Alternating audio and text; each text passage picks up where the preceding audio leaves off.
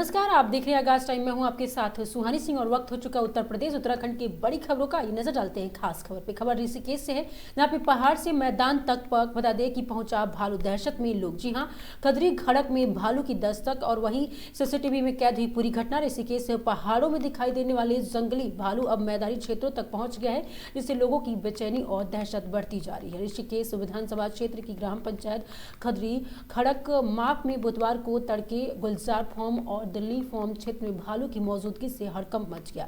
सुबह करीब 4 बजे भालू एक घर की चारदीवारी फांदकर सीधे आंगन में जा पहुंचा, जिसकी पूरी घटना घर में लगे सीसीटीवी कैमरे में कैद हो गई। वीडियो सामने आने के बाद ग्रामीण में भय का माहौल बन गया। घटना की सूचना मिलते ही स्थानीय लोगों ने वन विभाग की अवगत कराया, जिसके बाद वन विभाग की टीम मौके पर पहुंची और क्षेत्र में निगरानी शुरू कर दी गई है। मैदानी क्षेत्र में बढ़ता खतरा। अब तक मैदानी इलाकों में गुलदार और हाथी की चहलकदमी से लोग पहले ही दहशत में थे और अब वही भालू की मौजूदगी ने चिंता और बढ़ा दी है। ग्रामीणों का कहना है कि जंगलों के कटाव और प्राकृतिक आवास से सिमटने के कारण वन्यजीव आबादी वाले क्षेत्र की ओर रुख कर रहे हैं। ग्रामीणों में भय का माहौल लगातार हो रही है और ऐसी घटनाओं से स्थानीय ग्रामीणों में भय और असुरक्षा का माहौल लगातार बन रहा है। लोगों ने वन विभाग से स्थानीय समाधान और सुरक्षा व्यवस्था मजबूत करने की भी मांग की है।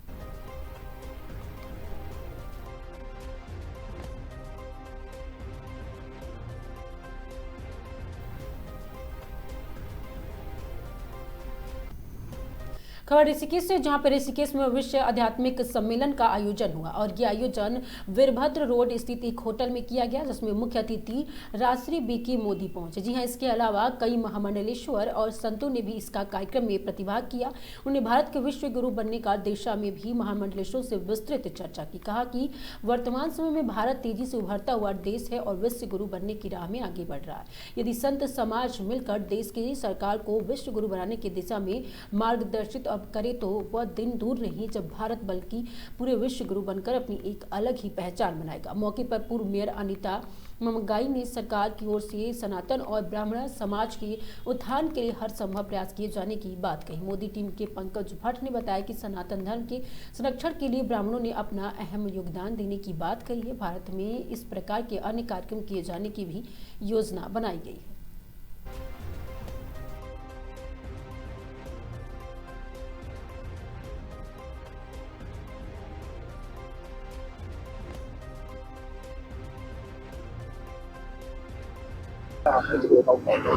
मेरी एक पॉलिटिशियंस जो लोग हैं, चाहे जो भी हो, उनको बख्श दें, उनको बनाने में काम करें, परंतु संतों को सामने लाएं और संतों की वाणी लोगों तक पहुंचनी चाहिए।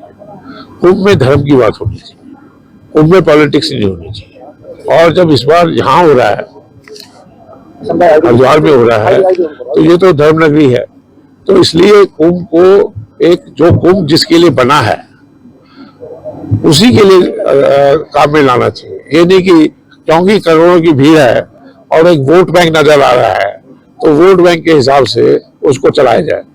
तो पिछले कुंभ में मैं गया था, मैं किसी को क्रिटिसाइज नहीं करना चाहता, परंतु वहां पे इतने ज्यादा आकर्षण था पॉलिटिशियन का कि पॉलिटिशियन को क्या होता है, जैसे भीड़ आती है उनको कुछ हो जाता है। तो अपने को संयम में रखे, जैसे कि कुंभ में अपना प्रचार ना करके संतों का प्रचार होना चाहिए, हिंदू धर्म का प्रचार होना चाहिए और वहां पे हिंदू राष्ट्र बनाने की शपथ लेनी चाहिए। हमारा जो राष्ट्र है वो हिंदुस्तान होना चाहिए। देखिए, ये जो भारत नाम आया है ये ना इधर का है ना उधर का है। पहले हिंदुस्तान था क्योंकि सिंधु से हिंदू बना, फिर सिंधु को इंडस कर दिया तो इंडस से इंडिया बन गया। अब हिंदुस्तान का जो नाम है जब तक नहीं आएगा तो हिंदुओं का परिचय कैसे आएगा कि आप कहाँ रहते हैं। यदि आप कहेंगे हिंदुस्तान रहते हैं तो आपका सीधा परिचय हो जाता है कि ये हिंदुओं का राष्ट्र है। तो हिंदू राष्ट्र बनना बहुत जरूरी है। खाली नाम ही तो बदल रहा है, कोई ये नहीं कह रहा कि लॉ बदल दो, कोई ये नहीं कह रहा वो कर रहा है। एक बेसिक चीज है कि हिंदुस्तान का नाम, हिंदुओं का प्रधान देश है, उसका नाम हिंदुस्तान रखा। उससे दुनिया भी जानेगी आप है कौन। आपने अपनी जो पहचान है वही खत्म कर दी। तो ये जो कुंभ हो रहा है ये हिंदू लोग कर रहे हैं ना, हिंदुस्तान में हो रहा है। हिंदुओं की बात कीजिए, हिंदुस्तान की बात करिए। और प्राचीन है, उस समय कोई ना पार्टी थी ना कोई पॉलिटिक्स थी, डेमोक्रेसी भी नहीं थी। मैं 16 साल की उम्र से मैंने सारे कुंभ नहाया हूँ, इलाहाबाद वाले। तो इसलिए अपने को कुंभ को एक नया मोड़ देना है, और ये जो प्रेस है उसको भी ध्यान रखना है कि लोगों को जो असंयम हो जाते हैं, भीड़ को देख के बावले हो जाते हैं, वो नहाने भी पूरे साइड कैमरा के सामने, सब चीज कैमरा के सामने, तो वो चीज खत्म होनी चाहिए। हरिद्वार से लेकर के प्रयाग तक कुंभ मेला क्षेत्र में सर, लेकिन ऋषिकेश में शाही स्नान नहीं होता सर। देखिए, तो ये ऋषिकेश में इसलिए नहीं होता शाही स्नान कि ऋषिकेश बचा हुआ है क्योंकि ऋषिकेश में ऋषि लोग रहते हैं, यहाँ शाही लोग नहीं है, यहाँ ये ऋषियों का देश है। इसलिए हमने ब्राह्मणों को कहा है कि यहाँ पे उनका स्नान कराएंगे, ऋषियों का स्नान कराएंगे, शाही छोड़ दीजिए। इस तरीके का प्रयास आने वाले कुंभ में आपके द्वारा किया जाएगा कि बिल्कुल किया जाएगा कि ऋषियों का स्नान होना चाहिए। ऋषि मतलब ब्राह्मणों का स्नान। सबसे पहले ब्राह्मणों को सामने लाइए, तो ब्राह्मण लोग भारत को, हिंदुस्तान को सही दिशा में ले जाएंगे।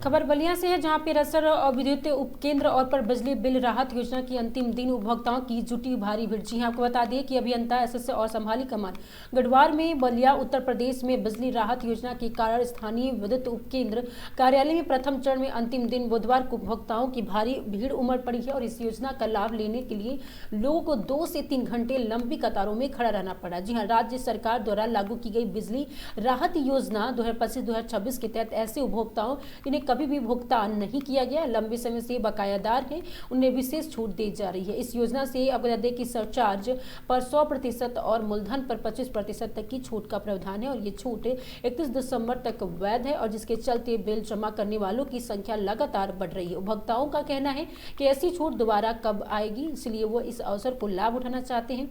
बुधवार को अंतिम दिन रसर विद्युत उपकेंद्र के अवर अभियंता कैलाश राव ने बताया कि उपभोक्ताओं की भीड़ को देखते हुए विद्युत उपकेंद्र पर 2 काउंटर एवं क्षेत्र के खेजरू में 1 काउंटर और बिल जमा करने की व्यवस्था की गई है ताकि उपभोक्ताओं को किसी प्रकार की परेशानी न उठाना पड़े। बताया कि विद्युत उपकेंद्र पर राजेश यादव और एसोने जुसान खान की तैनाती की गई है। बताया गया कि देर शाम और 113 उपभोक्ताओं ने 13 लाख से अधिक बिल जमा किया है। बिल जमा करने के लिए विद्युत विभाग के समस्त कर्मचारी उपभोक्ताओं की मदद करने में जुट गए हैं।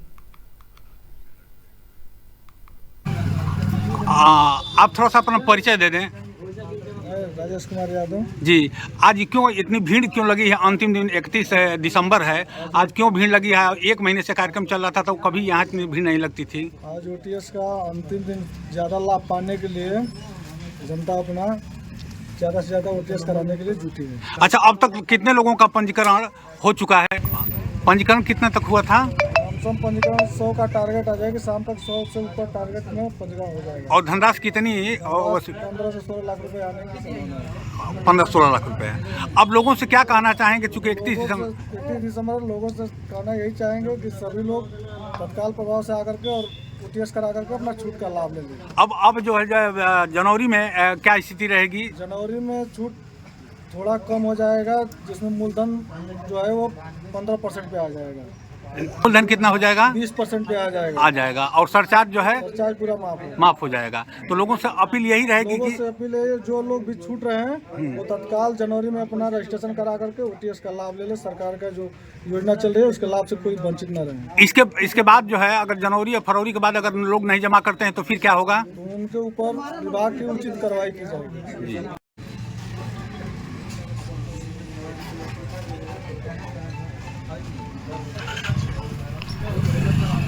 खबर कानपुर से, जहां पे चकेरी के महेंद्र बाड़ी शॉप चंद्र विहार में वैद्य की गया भोज कार्यक्रम का आयोजन बड़े धूमधाम से कराया गया। इस कार्यक्रम में मुख्य अतिथि के रूप में बिट्टू महान सांसद देवेंद्र सिंह भोले उपस्थित रहे और गया भोज कार्यक्रम में हजारों की तादाद में लोगों ने उपस्थित होकर प्रसाद ग्रहण किया।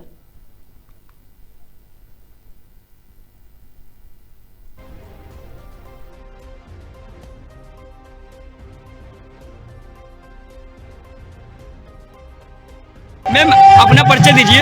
मेरा नाम नैता चौहान है जी। आज यहाँ गया भोज का आयोजन किया जा रहा है, इस विषय में क्या कहना चाहेंगी? बस ये है हमारे पूर्वजों का जो हम लोगों ने गया किया था और अब उनका उसका भोज करना है सबसे ज़्यादा जरूरी होता है, क्योंकि जब तक गया भोज नहीं होगा तब तक हमारा कार्य जो हम लोगों को गया कि हमारे पिताजी गए थे करने वो सफल नहीं होगा। इसलिए हम लोगों ने ये गया भोज का आयोजन किया हुआ है और प्लस सारे हमारे जो मित्रगण भाई बंधु सब एकत्रित हो जाएंगे। इसलिए इस समय मुख्य अतिथि के रूप में कौन उपस्थित हुआ था यहाँ पर? अभी मुख्य अतिथि के रूप में हमारे विधानसभा अध्यक्ष जी आएंगे और हमारे सांसद जगदीश बोले जी आएंगे, जो उस समय 6 बजे के बाद शाम 6 बजे के बाद ही आएंगे। हमारे मुख्य अतिथि विधानसभा अध्यक्ष मीडिया के माध्यम से क्या संदेश देना चाहेंगे, क्या कहना चाहेंगे? मैं ये सब कहना चाहता हूँ हम लोग अपनी संस्कृति को न छोड़ें, अपनी संस्कृति से जुड़े रहेंगे। हमारी संस्कृति से अगर हम जुड़े रहेंगे तो हमारे आने वाले भविष्य में हमारे बच्चे हमारे जो भी है वो सीखेंगे, क्योंकि अगर हम नहीं उसको प्रचलन करेंगे आगे बढ़ाएंगे संस्कृति को। खबर कानपुर से, जहां पे साइबर क्राइम पुलिस को मिली बड़ी सफलता। जी हां, आपको बता दें कि कानपुर में साइबर ठग करने वाले 7 शातिर अभियुक्तों को पुलिस ने किया है गिरफ्तार। साइबर क्राइम थाना कानपुर नगर पुलिस ने अंतर्राष्ट्रीय साइबर ठगी गिरोह को भंडाफोड़ करते हुए फेसबुक के माध्यम से लोगों को व्हाट्सएप टेलीग्राम ग्रुप से जोड़कर फर्जी ट्रेनिंग वेबसाइट ऐप के जरिए 2.50 करोड़ से अधिक की ठगी करने वाले 7 शातिर अभियुक्तों को गिरफ्तार कर मोबाइल फोन, लैपटॉप, बैंकिंग दस्तावेज और क्रिप्टो से जुड़े डिजिटल साक्ष्य बरामद किए हैं। ले कि हमसे इलीगली इन्वेस्ट कराया गया है और फ्रॉड हो गया है। इसमें हमने मुकदमे के आदेश करे थे और उसकी जब जानकारी की गई है तो एक महिला से इनकी दोस्ती होती है और दोस्ती होने के बाद एक ऐप है DeepGTP-India.VIP करके एक वेब पेज है। इसके माध्यम से कंबोडिया में एक महिला है जो इनसे दोस्ती करती है और इस वेब पेज पे इनसे दोस्ती होने के बाद फेसबुक से दोस्ती होती है और इसके थ्रू वो इन्वेस्टमेंट कराती हैं। इन्वेस्टमेंट कराने के लिए वो कहते हैं कि देखो इसमें बहुत अच्छे ऑफ़र है, बड़ी अच्छी स्कीम है और आपका पैसा जल्दी बढ़ेगा। तो इनको 10 लाख रुपए का इन्वेस्टमेंट कराया जाता है। बाद में इन्हीं की वेब पेज पर उसको इन्वेस्टमेंट को दिखाया जाता है कि ये 26 लाख हो गए। पुनः वो लड़की इनको प्रेस करती है कि कहती है कि और पैसा इन्वेस्ट करिए, 50 लाख और इन्वेस्ट करिए। तो इनके ये कहते हैं मेरे पास 50 लाख रुपए नहीं। बाद में उसी लड़की को वो कहती है कि देखो चलो तुमसे मेरी दोस्ती हो गई है, तो 50 लाख रुपया वो अपने दिखाती है कि मैंने 50 लाख रुपए इसमें इन्वेस्ट कर दिया है और फिर इनका बढ़ा हुआ पैसा स्क्रीन पे दिखता है। तो इनको ये विश्वास हो जाता है कि इसमें पैसा बढ़ता है। कुछ दिनों बाद जो है उस लड़की के पिता बन करके एक कर्नल आता है और उनके ये कंबोडिया में हो रहा है। एक उन्होंने अपना स्टूडियो बना रखा है और उसमें से कर्नल आता है। कर्नल इसको फ़ोन करके धमकी देता है कि तुम यहाँ के सीपी मेरे दोस्त हैं और मैं तुम्हारे खिलाफ कार्रवाई कर रहा हूँ, तुमने मेरी लड़की को फंसा रखा है, मेरी लड़की का तुम जो है किसी दोस्ती कर रखी है और उसको धमकी देता है। और उसके बाद उससे पैसा कैश के माध्यम से और इन्वेस्टमेंट के, तो काफ़ी लंबे समय से इन्वेस्टमेंट के नाम पे और इसको एक्सटॉर्शन के नाम पे इससे पैसा लिया था। करीब 2.5 करोड़ रुपये इनका लिया जाता है। 2 करोड़ 50 लाख इनसे लिया जाता है और ये हमारे पास पहले नहीं आते, पर बाद में इनको पता लगता है कि मेरे साथ फ्रॉड हो गया, फिर ये FIR कराते हैं। तो इस पूरी इन्वेस्टिगेशन में अभी जो 7 लोगों को पकड़ा गया है तो यहाँ के लोकल अकाउंट्स का यूज हुआ है और जिसमें एक जो मेन आरोपी हमने आज इसको पकड़ा है तो ये लड़का को पूरा जानकारी है। इसकी चैट, इसके 12 खाते इसे मिल गए हैं। ये ओसामा पुत्र नफीस है, यहीं बाबूपुरा का रहने वाला है। इसके 12 खाते, इसकी चैट उनके कंबोडिया वालों के ये टच में है और यही यहाँ पर जो है जो पैसे का इसके मॉडस ऑपरेंडी है कि USDT में कन्वर्ट कराना और वहाँ पर पैसे का इनके रूटिंग होना कंबोडिया से जा करके या पुनः यहाँ पर वहाँ से रूटिंग होकर के इनके खातों में पैसा आना, कैश में आना, कैश को फिर जो है USDT में कन्वर्ट कराना। तो ये जो पूरा गैंग पकड़ा गया है इसमें इससे पहले जो है डॉक्टर्स के साथ घटना हुई थी, करीब 5.5 करोड़ रुपए का उनका भी इन्वेस्टमेंट कराया गया था। मैक्सिमम लोग लोकल हैं लोकल खातों का यूज हो रहा है, लेकिन कंबोडिया में इनके ऑपरेटर्स बैठे हुए हैं और पैसे का रूटिंग होती है, लेयरिंग होती है, थर्ड लेयर पर इनके पास पहुंचता है। तो अभी इनसे पूछताछ की जा रही है। काफ़ी संख्या में हमें उम्मीद है कि काफ़ी संख्या में और खाते, अन्य खातों का अभी तो ये घटना में इन्होंने केवल इसी घटना में कुछ शामिल होना बताया गया है, लेकिन इनके बारे में और जांच पड़ताल कर रही है। और उसके बाद आपने देखा होगा कि पहले वाली घटना में लोकल लोगों का काफ़ी अभी स्केल काफ़ी बढ़ गया है, तो लोकल लोग भी इसमें काफ़ी इन्वॉल्व हैं और बहुत ईजी है। इनको 4% कमीशन, अपफ्रंट कमीशन जो है 4% का इनको दिया जा रहा है, और दूसरा USDT भी वो हायर रेट पर ले रहा है। तो जो खाता का हो गया है और फिर जो है विक्टिम बनाने के लिए, तो ये हर उसमें उनको 4% का फायदा हो रहा है। तो इसी लालच में आकर के बहुत इजी होने की वजह से खाता इनके द्वारा खोले जा रहे हैं। ये सब जो लोग जानबूझ करके लेन देन में जो लोग जानबूझ के अपने अकाउंट खोलते हैं या जो बेचते हैं या जो हैंडलिंग जो करते हैं, तो ये लोग तो दोषी हैं। इनको पता है ये गलत तरीका हो। क्रिप्टो में कन्वर्ट करना, कलेक्शन करना, कलेक्शन एजेंट सारे लोकल हैं। तो अब इसकी गहनता से छानबीन की जा रही है और ये बड़े लेवल पर हो रहा है। इससे पहले हमने एक वर्कआउट करा था केस, और दूसरा ये केस है, इसमें भी जो है लोकल लोगों का इन्वॉल्वमेंट है। इसकी मेन कड़ी कंबोडिया में जरूर है।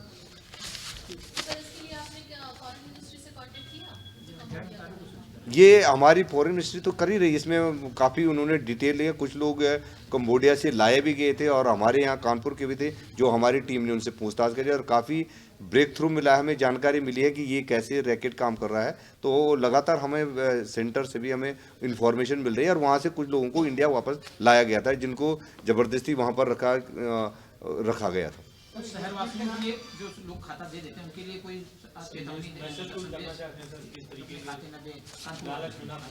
ये हमारा जो है अवेयरनेस प्रोग्राम लगातार चल रहा है और लोगों से बार बार अनुरोध किया गया है कि इससे सबसे ज़्यादा प्रिवेंशन सबसे ज़्यादा ज़रूरी है कि हमारी जागरूकता। ये जितने जागरूक होंगे हम लोग, जैसे अभी इसमें देखेंगे फेसबुक के माध्यम से फ्रॉड इन्वेस्टमेंट करवाया गया, तो लोग लालच में न आए। डिफरेंट ऐप्स हैं जिनका कहीं जो है सीबी से कोई कनेक्शन नहीं, पर लेकिन वो पूछ कराते हैं कि हमारे सीबी से हम लोग रजिस्टर्ड हैं। कुछ लोग जो है डिजिटल अरेस्ट के और सीबीआई का, ईडी का ये बना करके अपने स्टूडियो टाइप का बना करके और लोगों को दिखाते हैं कि हम ईडी से बोल रहे हैं। कोई ईडी, कोई सीबीआई किसी पैसे की डिमांड नहीं करती है। किसी लोगों को ऐसे नहीं बोलता है कि आप इतना पैसा ट्रांसफ़र करिए। OTP मांगने कहीं कोई नहीं मांगता है। तो लोगों को हम लोग जागरूकता अभियान चलाते हैं कि लोग इसमें न पड़ें। और काफ़ी देखा होगा में जगह जगह हमारे जो मिशन शक्ति वाले हैं लोगों को बताने की कोशिश करें कि इस ट्रैप में फंसे। अपना अकाउंट का डिटेल न दें, अपने जो मोबाइल फ़ोन्स का इस्तेमाल उसमें अपने जो अकाउंट का उसको जो है डबल ऑथेंटिकेशन कर रखें।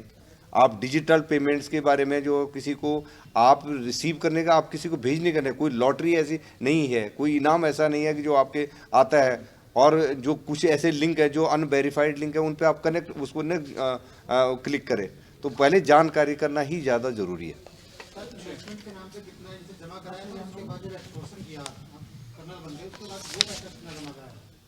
इनसे शुरू में ही तो 10 लाख रुपया किया था।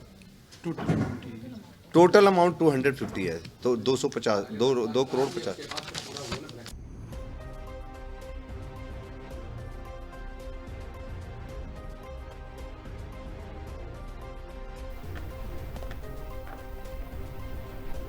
खबर सीतापुर से, जहां पे न्यायालय सुरक्षा से फरार हुए आरोपी को कोतवाली पुलिस ने किया गिरफ्तार। न्यायालय में न्यायिक अभिरक्षा के दौरान अभियुक्त लवकुश मिश्रा हुआ था फरार। अभियुक्त लवकुश मिश्रा को पुलिस ने किया है गिरफ्तार। फरार अभियुक्त की गिरफ्तारी एसओजी टीम, स्वाट और टीम और कोतवाली नगर पुलिस की संयुक्त टीम द्वारा की गई है कार्रवाई। अभियुक्त पर पुलिस अधीक्षक अंकुर अग्रवाल द्वारा 25,000 का इनाम किया गया था घोषित। पुलिस अधीक्षक द्वारा गिरफ्तार करने वाली टीम को प्रसारित पत्र देकर किया गया है सम्मानित। जनपद के कोतवाली नगर क्षेत्र का ये पूरा मामला बताया जा रहा है।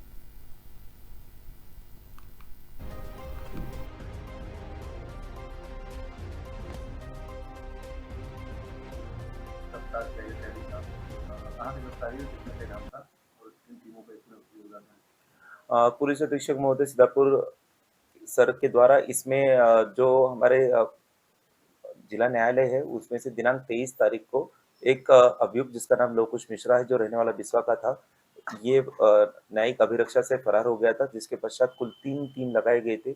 इसमें एक अच्छा और बेहतरीन कार्य करते हुए हमारे जिले की एसओजी स्वाट सर्विलांस टीम के साथ साथ कोतवाली नगर की कुल लगभग 3 टीमें बनाई गई थी, जो हर सूचना पे अपराधी के गिरफ्तारी के लिए दबिश दे रही थी। इसी के पश्चात आज गिरफ्तारी इसकी नियमावत की गई है और इसको माननीय न्यायालय में प्रेषित किया जा रहा है। जिला पुलिस अधीक्षक सीतापुर महोदय द्वारा इसके ऊपर 25,000 का इनाम किया गया था और साथ ही में आज हमारी जो टीम है कोतवाली नगर और साथ में एसओजी सर्विलांस टीम, इनको सर के द्वारा प्रशस्ति पत्रक दिया जा रहा है।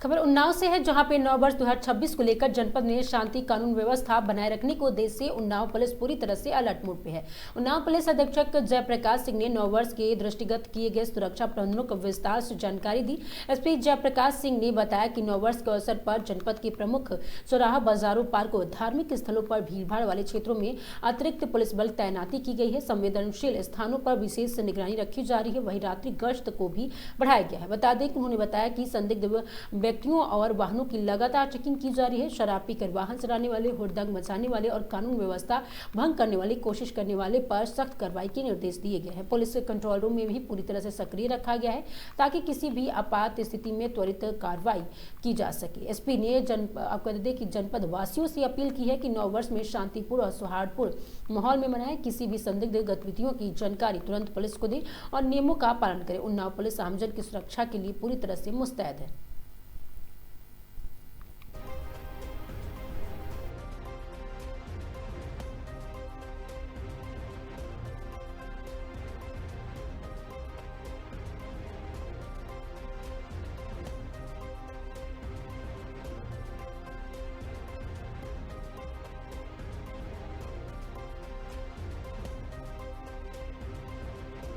सर, नए साल को लेकर किस तरह तैयारी करी जा रही है, शाम को किस तरह की निगरानी रखी जाए? देखिए, वर्ष 2025 जा रहा है और नया वर्ष आ रहा है, तो हमारी तरफ से जनपद उन्नाव के सभी लोगों को ढेर सारी शुभकामनाएं।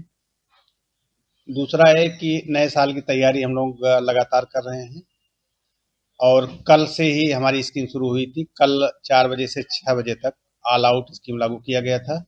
पूरे जनपद में 20 थाने हैं और सभी थाना क्षेत्र में 3-3 स्थानों पर पुलिस चेकिंग कराई गई थी बैरियर लगा करके, जिसमें थाने के केवल मुंशी को छोड़ करके पूरी फोर्स बाहर निकली थी, एसपी से लेकर के और कांस्टेबल तक। तो इसमें 2 पहिया और 4 पहिया वाहनों की सघन चेकिंग कराई गई थी संदिग्धों पर नजर रखने के लिए। आज हमारा फिर एक कार्यक्रम चलेगा ऑल आउट का 1 घंटे का, 5 बजे से 6 बजे तक। फिर 6 बजे से 7 बजे तक हम लोग सभी लोग फुट पेट्रोलिंग करेंगे। होटल, ढाबा और इन सब की चेकिंग भी होगी। साथ ही साथ रात में देखा जाएगा कि कोई शराब पी करके वाहन न चलाए, हुड़दंग न होने पाए। 2 पहिया वाहन से लोग बताते हैं कि हुड़दंग होती है, तो ये सब को रोकने का पूरी तरह से प्रयास किया जाएगा। हाँ, नया साल आ रहा है, उसको लोग बड़े आराम से और अच्छे ढंग से मनाएं, लेकिन किसी प्रकार की अराजकता और एज जो है क्षम्य नहीं होगी और इस तरह के जो भी अराजक तत्व पाए जाएंगे उनके खिलाफ कार्रवाई की जाएगी। इसके अलावा कल चूंकि पहली तारीख रहेगा, नया साल शुरू होगा, इस पे मंदिरों पे भीड़ बहुत ज्यादा होती है, तो उसकी भी व्यवस्था हम लोगों ने किया है। जगह जगह पे जो है, जो भी मंदिर है वहाँ ड्यूटियां लगाई जा रही हैं और आज ये मान के चलिए कि शाम को 6 बजे से लेकर के और लगातार हमारा एक कार्यक्रम चलता रहेगा और कल जब तक भीड़ समाप्त नहीं हो जाएगी तब तक ड्यूटियां हमारी बनी रहेंगी।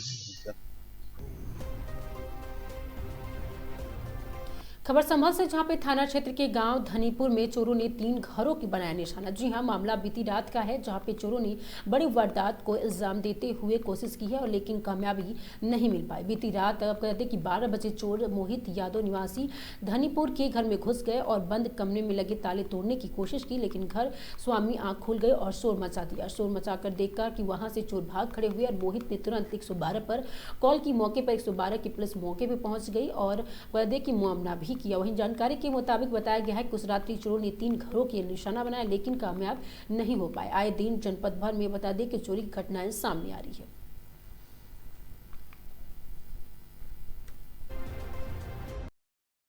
मोहित यादव। कहाँ के रहने वाली हो? हनीपुर। अच्छा, क्या मामला हुआ? आपके घर पर भी इतनी भीड़ लगी रही थी, क्या है मामला? रात के 12 बजे चोर आए थे, करीब 7-8 लोग थे। अच्छा। और हम कमरे में सो रहे थे, हमारा बाहर से लॉक कर दिया था। एकदम जब ये लॉक हो रहे हैं रात में, तो इनकी अंदर वो गई आवाज़। फिर मैं उठाऊं एकदम उठाऊं तो मैंने देखा है, मैं गेट पर भागा तो मेरा गेट बंद था। फिर मैंने भाई साहब को फ़ोन लगाया तो बोला भाई साहब भागे डंडा लेके। तब जहाँ करीब 7-8 लोग थे वो निकल के भागे हैं। ये इसका तारा फाला तोड़ गया, मतलब उड़ गया था। लगभग कितने लोग थे? करीब 6 या 7 लोग थे। तो आपने इसकी शिकायत कहीं की क्या? हाँ, 112 नंबर पर फ़ोन करा था हमने। 112 नंबर आई भी थे। रात के 12 बजे की बात है, 12 बजे के कुछ मिनट की। क्या कहा उन्होंने फिर? उन्होंने कुछ नहीं कहा, पूछा था कुछ सामान वगैरह तो नहीं निकला, पर सामान हमारा कुछ निकला नहीं है, बच गए। प्रयास किया था चोरों ने? हाँ, प्रयास किया था। दोनों गेट बंद कर दिए, मतलब लोग। खबर प्रतापगढ़ से, जहां पे अज्ञात वाहन की टक्कर से नानी नातिन की हुई मौत। जी हां, सड़क पार करते समय वाहन ने मारी टक्कर। घटना से परिवार में मचा कोहराम। बता दें कि सूचना पर पहुंची पुलिस ने दोनों शव को पोस्टमार्टम के लिए भेजा है। बता दें कि मनकापुर थाना के तिवारीपुर गांव का ही पूरा मामला बताया जा रहा है।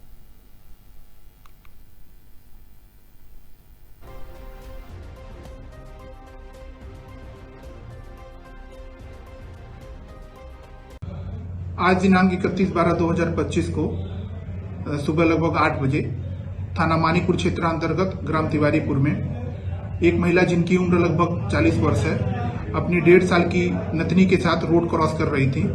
इस दौरान एक अज्ञात वाहन के चपेट में आने से दोनों लोगों की मौके पर मृत्यु हो गई। पुलिस द्वारा तत्काल मौके पर पहुंच के दोनों शवों को कब्जा पुलिस लेकर सीएचसी कुंडा भेजा गया। इस संबंध में अग्रिम विधिक कार्रवाई प्रचलित है।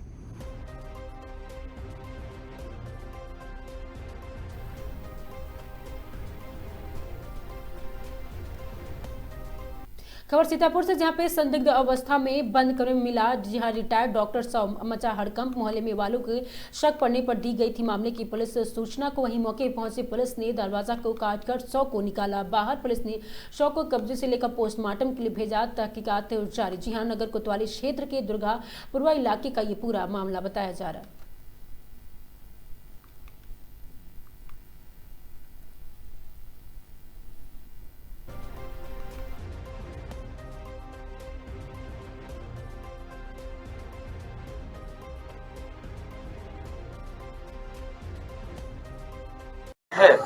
ये मामला ये हमारे डॉक्टर साहब हैं जो दिव्यांग के डॉक्टर थे, रिटायरमेंट में थे इस समय।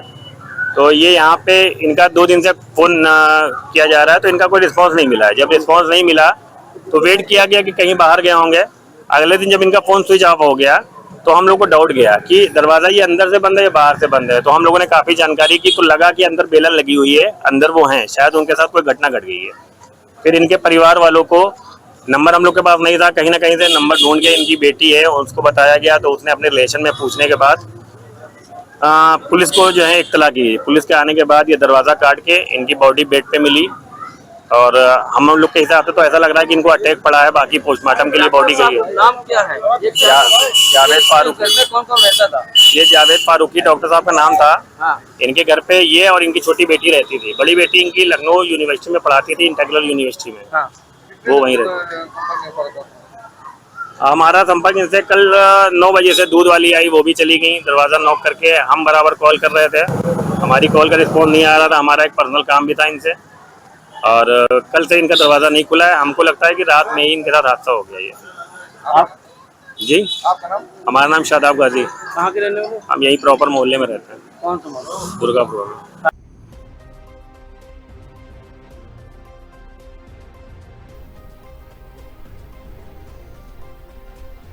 खबर अमरोहा से, जहां उत्तर प्रदेश के जनपद अमरोहा में खनन माफियाओं के हौसले बुलंद होते हुए नजर आ रहे हैं। जी हां, अवैध खनन पर्यावरण और सार्वजनिक संपत्ति के लिए एक बड़ा खतरा बना है। जी, बिना किसी नियमन और बिना पर्यावरणीय सुरक्षा उपायों की मिट्टी खनन न केवल भूमि को नष्ट करता है बल्कि यह जलवायु परिवर्तन को भी बढ़ावा देता है। ऐसे खनन से आसपास के क्षेत्रों में कटाव, बाढ़ और भूमि के दरारें पैदा हो सकती है। इसलिए प्रशासन ने इस तरह की कार्रवाई महत्वपूर्ण मानी जाती है, क्योंकि यह न केवल अवैध गतिविधियों को रोकती है बल्कि पर्यावरण को सुरक्षा में भी योगदान देती है। बताते चले कि जनपद अमरोहा के क्षेत्र मंडी धनोरा में अमरोहा अड्डा के पास खनन माफिया बेखौफ होकर धरती मां का सीना चीर रहे हैं। न शासन का डर है, न प्रशासन का भय है।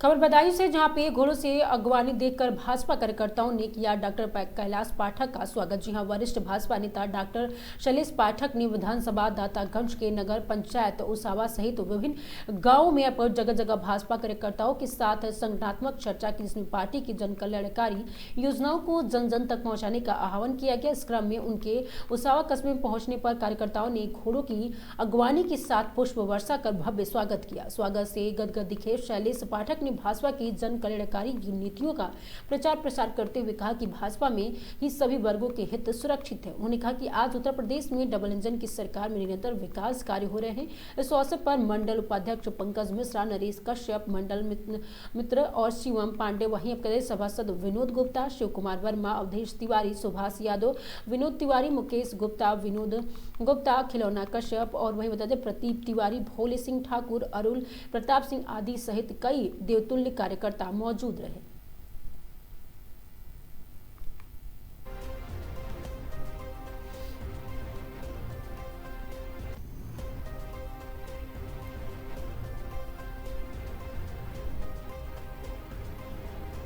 खबर बदायूं से, जहां पे बिसौली कोतवाली क्षेत्र के दसौलीगंज गांव में जी हां आपको बता दें कि तेज रफ्तार कार से बाइक सवार की टक्कर से मार दी, जिसे उसकी मौके पर ही मौत हो गई। वहीं मृतक की पहचान विपिन गौतम पुत्र कैलाश चंद्र निवासी वाजीरंगगंज और वार्ड नंबर 1 मोहल्ला गोपालपुर थाना वाजीरंगगंज के रूप में हुई है। सूचना के बाद मौके पर पहुंची पुलिस ने घायल को इलाज के लिए जिला अस्पताल भेज दिया, जहाँ डॉक्टरों ने ट्रीटमेंट के बाद हालात गंभीर देखते हुए हायर सेंटर रेफर कर दिया है, लेकिन रास्ते में ही उनकी मौत हो गई है। परिजन शव को वापस जिला अस्पताल लाकर गए। वहीं डॉक्टर का कहना है कि पोस्टमार्टम के लिए शव को मोर्चरी में रखवा दिया गया है। मौत की खबर से परिवार में कोहराम मच गया है। पुलिस कार की तलाश में जुटी हुई है।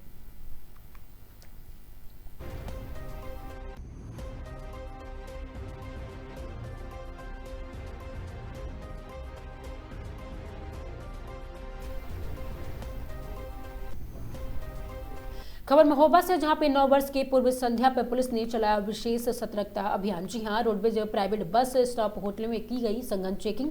सड़क पर खड़ी कार से उतारी काली फिल्म। वहीं बता दें कि होटलों की एंट्री रजिस्टर के चेक करके आधार कार्ड के फोटो कॉपी रखने के भी निर्देश दिए गए हैं। पुलिस के विशेष अभियान से लापरवाह होटल संचालकों में मचा है हड़कंप। सड़कों पर स्टंटबाजी करने वाले के खिलाफ कड़ी कानूनी कार्रवाई करने के भी निर्देश दिए गए हैं। निजी होटलों में पुलिस मातहतों के साथ होटल संचालकों में सुरक्षा बरतने के भी निर्देश दिए हैं। अपर पुलिस वंदना सिंह ने नेतृत्व में शहर में चलाया अभियान।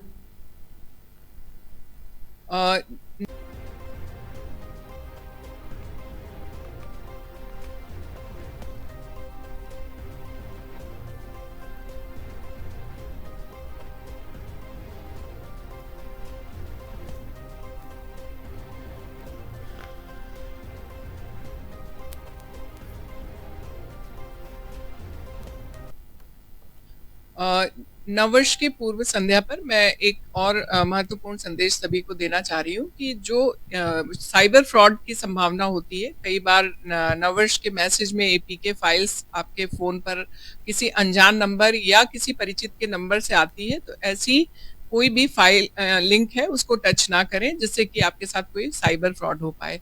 इसके लिए मीडिया सेल महोबा के द्वारा एक प्रेस नोट भी जारी किया गया है।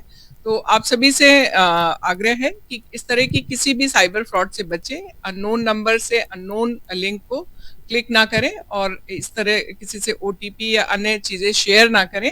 साइबर सुरक्षा के साथ में नववर्ष को मनाएं।